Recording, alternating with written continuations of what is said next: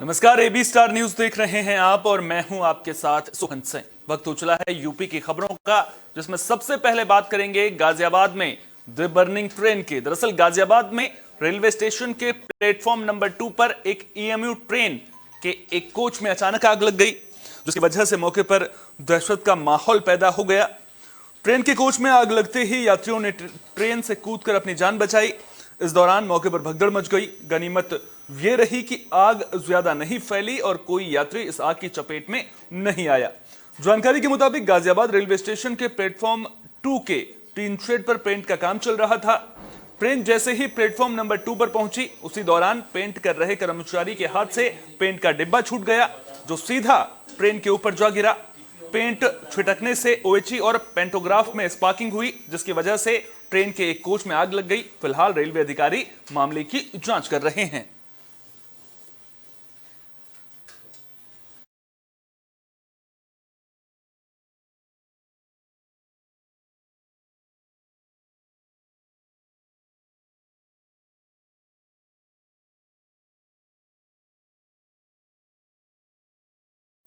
Bulletin में अब बात कांग्रेस की भारत जोड़ो यात्रा की भी कर लेते हैं, जिसकी यूपी में एंट्री हो चुकी है और यूपी में एंट्री होते ही कांग्रेस कार्यकर्ताओं में खूब उत्साह देखने को मिल रहा है।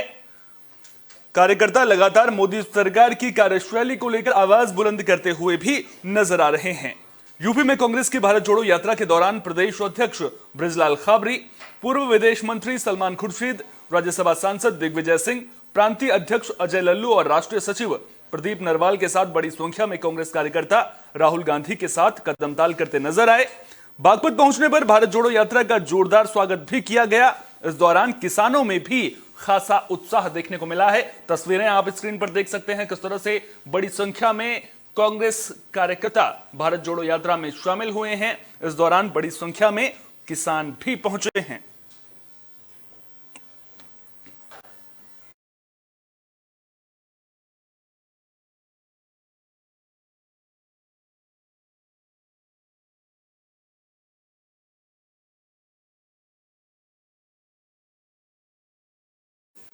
आपने हर्ष फायरिंग की खूब खबरें सुनी होंगी और हर्ष फायरिंग के बाद कार्रवाई होते हुए भी देखी होगी, लेकिन अगर रेलवे के थाने में हर्ष फायरिंग हो तो उस पर आप क्या कहेंगे? दरअसल शामली जीआरपी थाने में हर्ष फायरिंग की खबर सामने आ रही है। इस दौरान हर्ष फायरिंग के वक्त 2 पुलिसकर्मियों को गोली लगी है, जिसकी वजह से दोनों घायल हो गए हैं। गंभीर हालत में दोनों को जिला अस्पताल में भर्ती किया गया है। डॉक्टर्स ने दोनों घायल पुलिसकर्मियों को बेहतर इलाज के लिए मेरठ हायर सेंटर रेफर कर दिया है। इस घटना के बाद रेलवे पुलिस में हड़कंप मच गया है।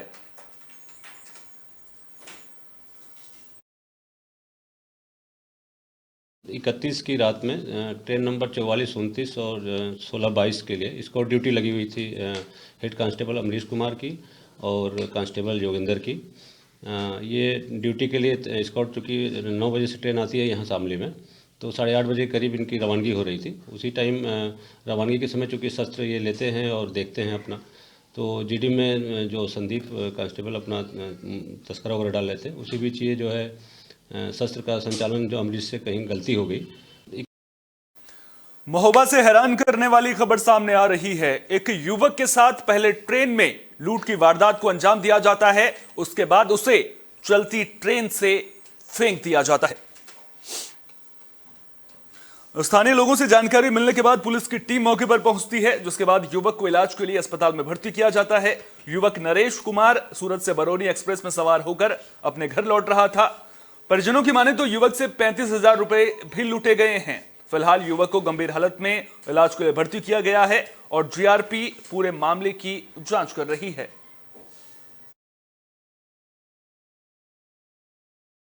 सूरत से आया था, वहाँ से चल के आ रहा था, रास्ते में घटना हो गई इसकी। तो 30 से 35,000 रुपये इसके छीने गए हैं। सुबह 4 बजे गिरा दिया गया है।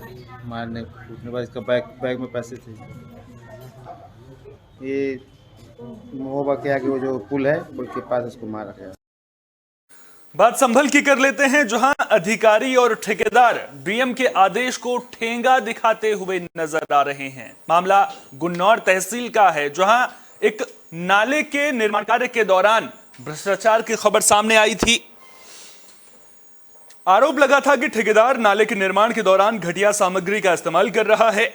एबी स्टार न्यूज ने भी इस खबर को प्रमुखता से दिखाया था और ग्रामीणों ने घटिया निर्माण कार्य का विरोध भी किया था। मामले की जानकारी जैसे ही डीएम को लगी, उन्होंने काम रुकवाने के आदेश दे दिए, लेकिन आरोप है कि डीएम के आदेश के बावजूद मानकों का ध्यान रखे बिना ही ठेकेदार ने प्लास्टर करवाकर इतिश्री कर दी। मामले को लेकर जब नगर पालिका की अधिशासी अधिकारी से बात की गई तो उन्होंने कहा कि जल्द ही जांच करवाई जाएगी और जो कोई भी दोषी होगा उसके खिलाफ सख्त से सख्त कार्रवाई की जाएगी। वो रजिस्ट्री ऑफिस के बाद ये इन शौचालय के पास एक नाला निर्माण कराया जा रहा था। पब्लिक द्वारा शिकायत करी गई कि वहाँ पे घटिया सामग्री का प्रयोग किया जा रहा है। डीएम सर के द्वारा भी मेरी फोन पे वक्त करके बताया गया था। मैंने मौके पे तुरंत काम तो बंद करवा दिया, ठेकेदार को नोटिस भी दिया गया, जेई को अवगत करा दिया गया। अब वो जाँच रिपोर्ट देंगे, घटिया सामग्री तुरंत मौके से हटवा दी गई। सर क्या नाम है आपका? भगत सिंह। अच्छा, ये कस्बा कौन सा भैया? ये गुन्नौर है। गुन्नौर। तो कस्बे में जो नाली का निर्माण हो रहा है तो कैसी ईंट लगाई जा रही है और क्या मसाले की गुणवत्ता है भैया? मसाला का तो पता नहीं, ईंट तो बताइए, ईंट पीला है बस। ईंट पीला ईंट से बनाया जा रहा है। आप लोग यहाँ पर काम कर रहे हैं क्या?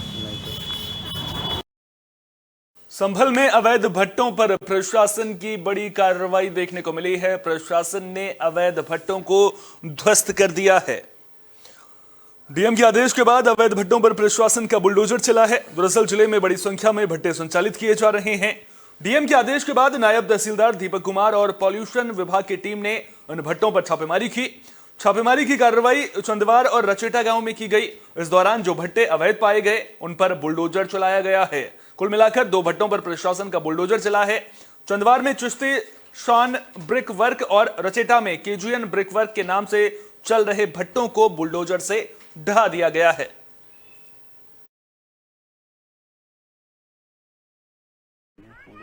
जो भी इलीगल पाए जाते हैं तो उनको सबको डिमोलिश करने की प्रक्रिया चलेगा।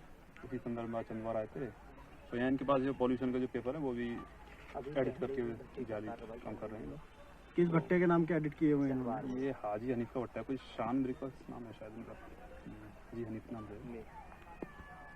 अच्छा, इसके अलावा क्षेत्र में तो और भी काफी सारे भट्टे चल रहे हैं। जितनी हमारी कोशिश की जा रही है वो आगे करते जा रहे हैं। जितना टाइम मिलता है थोड़ा टाइम पॉल्यूशन वाली टीम भी आती है तो पॉल्यूशन वाली टीम को जब भी टाइम मिलता है तो हम लोग।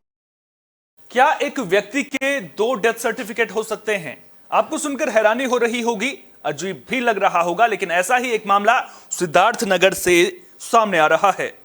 मामला डुमरियागंज ब्लॉक के वासाछक गांव का है। जानकारी के मुताबिक एक शख्स मानुल्लाह की मौत साल 2003 में हुई थी और ब्लॉक ऑफिस ने उसका डेथ सर्टिफिकेट भी जारी कर दिया था। मृतक की पत्नी को उत्तराधिकारी बताकर कमरुन्निसा को सारी संपत्ति दे दी गई थी। सारी संपत्ति की रजिस्ट्री कमरुन्निसा के नाम पर भी कर दी गई थी। कमरुन्निसा ने जीवित रहते ही यह संपत्ति बेटी और भाई के नाम कर दी। 4 साल बाद साल 2007 में कमरुन्निसा की भी मौत हो जाती है। लेकिन साल 2014 में मानुल्लाह का एक और डेथ सर्टिफिकेट सामने आया जिसमें मृत्यु का साल 2005 बताया गया और कहा गया कि कमरुन्निसा ने गलत रजिस्ट्री की है। मामले में एसडीएम जांच की बात कर रहे हैं।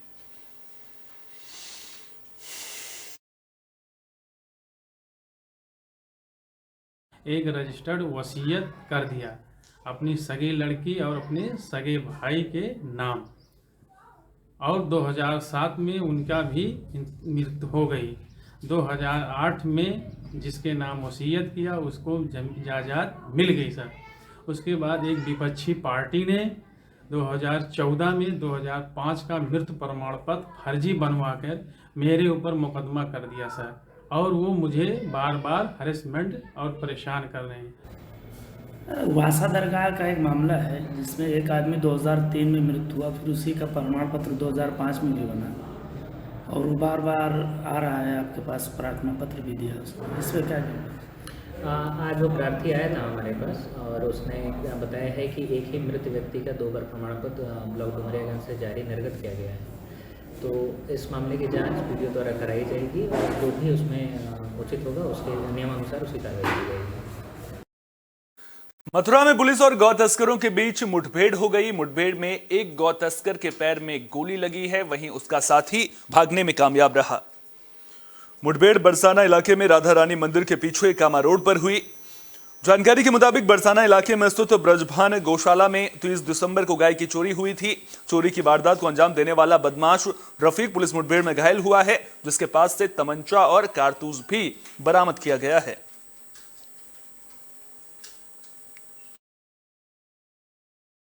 आज बरसाना पुलिस को सूचना मिली थी कि 29/30 दिसंबर की रात में ब्रजभान गौशाला से जो गाय चोरी हुई थी उसके जो अभियुक्त हैं वो वापस आज फिर आ रहे हैं यहाँ पर कोई अन्य वारदात करने के लिए। इसमें पुलिस के द्वारा जो कामा से रोड आती है मंदिर के पीछे उस पर चेकिंग लगाई गई तो पुलिस को 2 संदिग्ध आदमी आते हुए एक मोटरसाइकिल पर दिखाई दिए। जब पुलिस ने उनको रोकने का इशारा किया तो उस पर जो पीछे बैठा आदमी था उसने पुलिस के ऊपर फायर किया। पुलिस ने संभल में एक बुजुर्ग शराब के नशे में धुत होकर अलाव सेंक रहा था, लेकिन इसी दौरान वो अलाव में गिर गया, जिसकी वजह से बुजुर्ग 80% झुलस गया। परिजन बुजुर्ग को इलाज के लिए जिला अस्पताल ले गए, जहां से उसे हायर सेंटर मुरादाबाद रेफर किया गया, जहां बुजुर्ग की मौत हो गई है। मामला संभल जिले के नखासा थाना इलाके के रायसती मोहल्ले का है। बुजुर्ग की पहचान 60 साल के शाकिर के रूप में हुई है।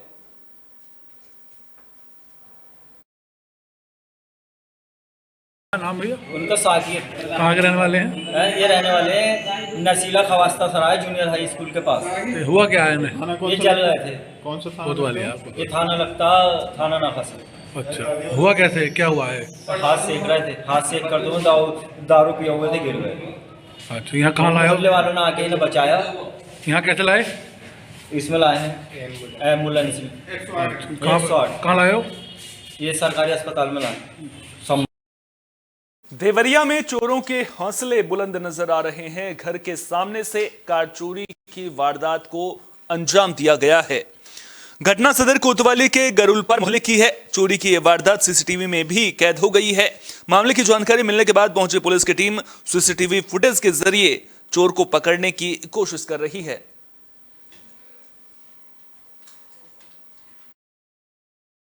तो हमारे घर से 2:40 में 2 चोर आए और फॉर्चूनर लेके चले। गाड़ी का नंबर क्या था? UP 70EN 1213। घटना की जानकारी कब हुई आपको? भोर में हुई है 8 साढ़े 8। इसको सूचना कहाँ दी है आप? इसको हम तुरंत कोतवाल साहब को फ़ोन किए। कोतवाली आई थी? कोतवाली आई थी, पटवारी साहब लोग आए SOG के। प्रयागराज में एक कार ट्रक और बस की चपेट में आ गई, जिसकी वजह से कार के परखच्चे उड़ गए। आपको बता दें कि जिस वक्त यह हादसा हुआ उस वक्त कार में 4 लोग सवार थे। हादसा हंडिया कोतवाली इलाके के ऊपरदहा गांव के सामने हुआ। दरअसल पहले कार ने पीछे से ट्रक में टक्कर मार दी। इसी दौरान पीछे से आ रही बस ने भी कार को टक्कर मार दी। हादसे में कार चालक को गंभीर चोट आई है। मामले की जानकारी मिलने पर पहुंची पुलिस ने घायल को इलाज के लिए अस्पताल में भर्ती किया। कार चालक की हालत नाजुक बताई जा रही है।